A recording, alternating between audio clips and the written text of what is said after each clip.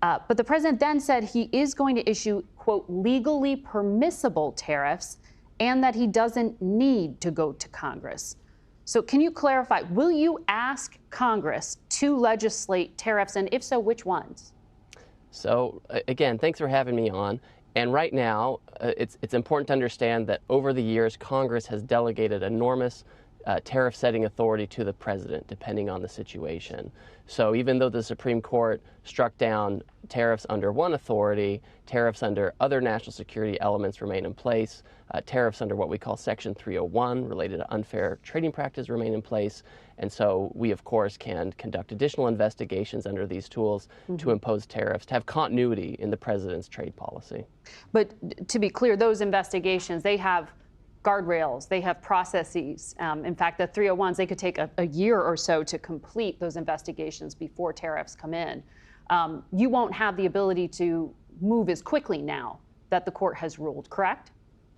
So we don't have the same flexibility that IEPA gave us, which is the emergency statute. Under Section 301, we have a series of hearings, we have public comment, we consult with the other countries, and then we try to resolve the unfair practices we identify, and if they're not resolved, you can take actions like tariffs or other things to try to resolve them. Yeah. We have tariffs like this already in place on China, and we have open investigations already.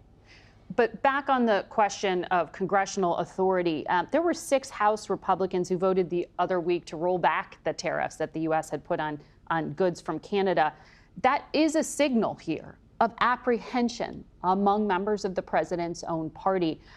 Given the president's low approval ratings on the economy, according to CBS polling, he's at 39% now. Can you go and ask Republican lawmakers, when you are just months out from those midterm races, to take a vote to legislate on tariffs?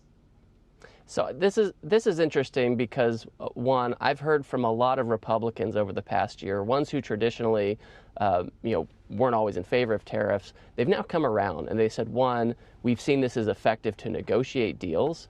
2, we've seen it's effective to reshore, and 3, it's real money coming in. And so I've heard from folks all over the spectrum. And I have to point out, too, we did get one Democrat voting in favor of the tariffs as well. And the Republicans who voted against the president, they vote against him on everything. These are people who are either in the doghouse or on their way out, so it's not really representative of where the party is. Well, one of them had been endorsed by the president, though the president just pulled back that endorsement because he didn't like what he said about tariffs. But to my point, will you ask Congress to actually legislate, or are you just going to avoid going to Congress?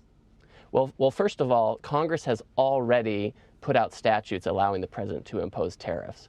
And tariffs have been in place under those types of statutes for many years at this point. So in some ways, Congress has already pre-approved these types of authorities.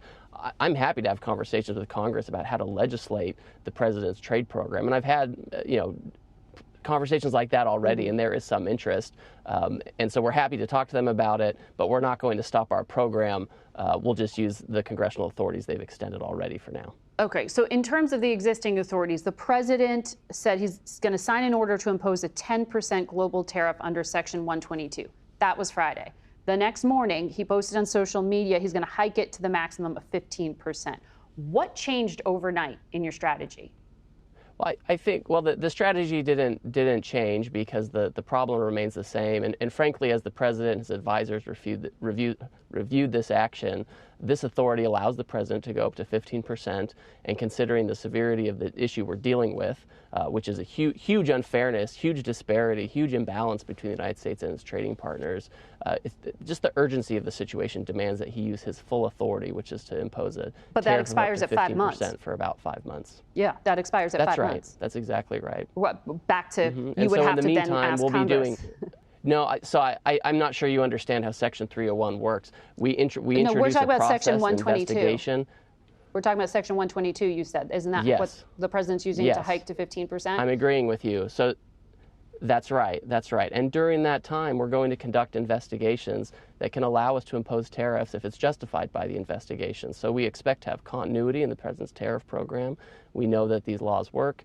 They're tried and true. And so we'll have continuity. The policy hasn't changed, just the tools have changed. Okay, so you're saying 122 expires after this period of time, but you expect your investigation to sort of pick up where they left off? Is that what you're saying with continuity? Yeah, that's one way Okay. to put it. Yeah, yeah. Okay. So in terms of what's happening around the world,